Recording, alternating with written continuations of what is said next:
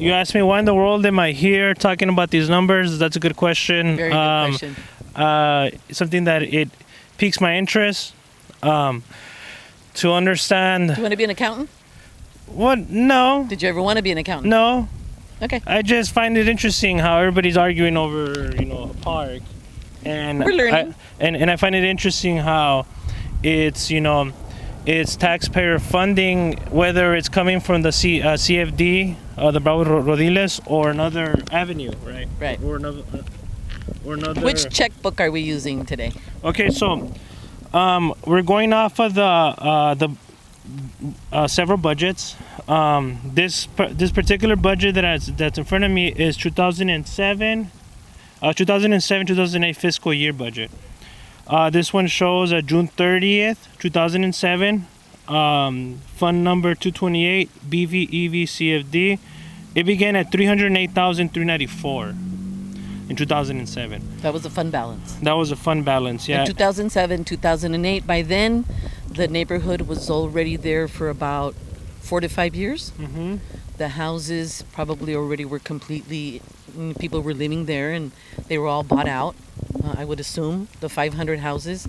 So by that year, then it looks like then they were actually now accumulating some of the monies that were taxed for CFD.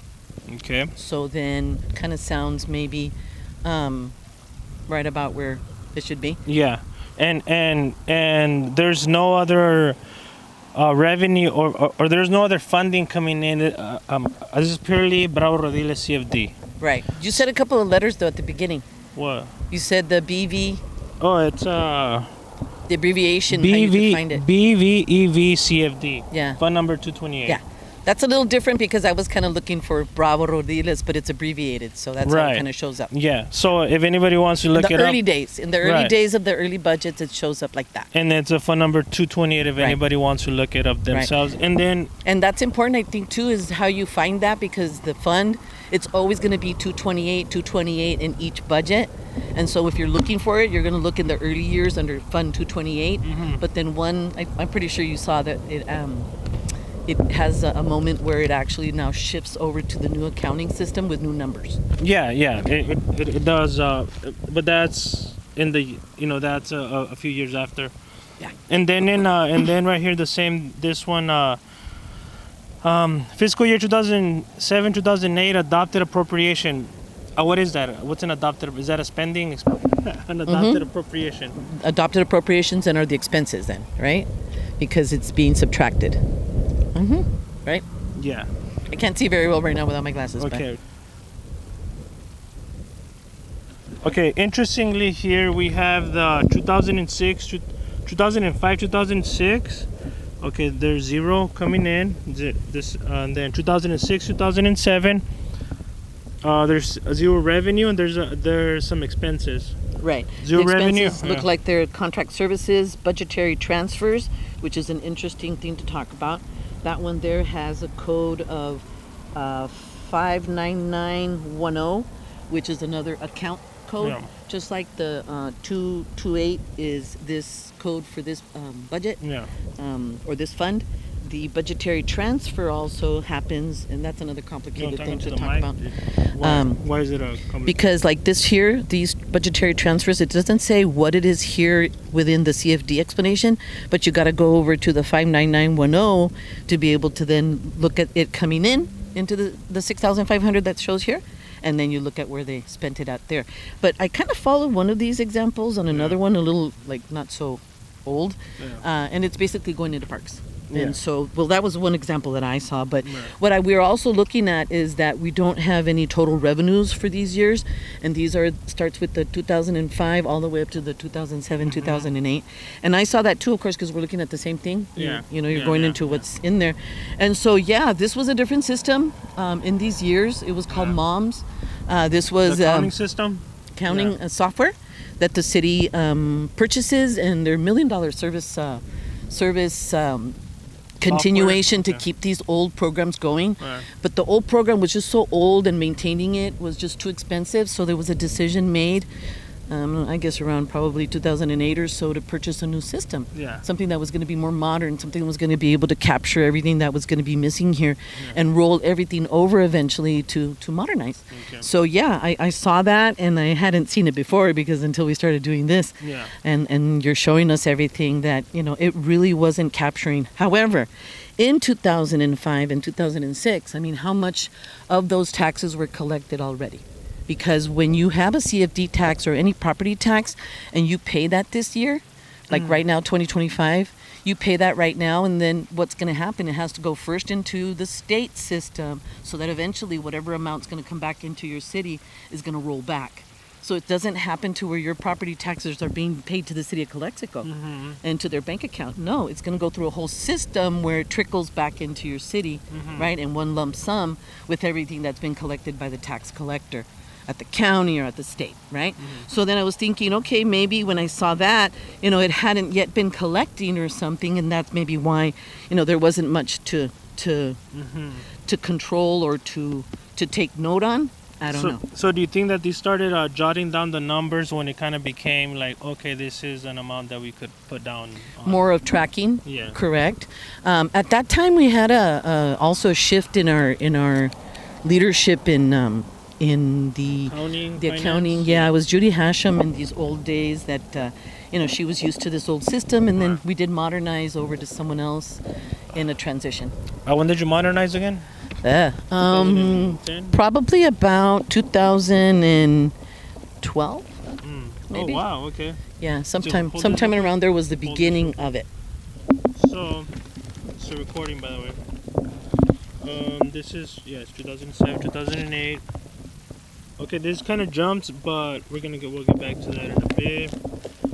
Okay, put the phone here so I could put it down. Okay, this is already 2010, 2011, and if you go here, it's 66,000. So it dropped from 300,000 by June 30. By June 30, 2020, the fund balance was 66,733. So there was a lot of money used. You would think. Well, according to it dropped, so it was a lot of money used, right? Yeah. And then here it says adopted revenue is 120. This is now the revenue for the next fiscal year, 2010 adopted revenues. Yeah, and then expenditures 85,000. So 2010, 2011, it was at 101,733. Right, the CFD. The balance. Right, what was left in the checkbook. Yeah, 101,733. So what does that tell us? Like, what story does that tell us? Well, right here, for example, when you're looking at the fact that you have something where you started off, that's one thing that you're looking at is what did we start out at, and then what did we end up at? But then also we have to recognize that within the year, the CFD was meant to be spent. And it was meant for maintenance of the park and maintenance of sewer systems. And then it also has some admin, soft costs, things like that. So every year you're expected to be spending money. For example, here, they're expected to be spending the No, it's 85,000 right here. 85,000 is what's already then budgeted because they're expecting that there's going to be something to have to spend. Repairs maybe to a sewer system, repairs to something. Because it is a CFD that was designed for maintenance of not only a park, but also for the sewer systems that were installed here back then when it was built originally. Because originally when it was built, if you'll remember, it was just agricultural land. There was absolutely nothing. Here. Correct. It was 2003. Yeah. 2003, and so there was absolutely nothing. So when the builder decided to make an agreement with the city, they said, hey, we want to be able to bring in this infrastructure. We want to be able to, actually I think the city demanded that they build this park. They said, okay, well, can we pay for it with an additional financing tool, which was the CFD. So the CFD was like one big credit card, right? So this is like keeping track of the credit card, how the credit card is then bringing in money, because now the people have to be paying that one amount, which everyone agreed to pay that one amount when they bought the house. It was no secret.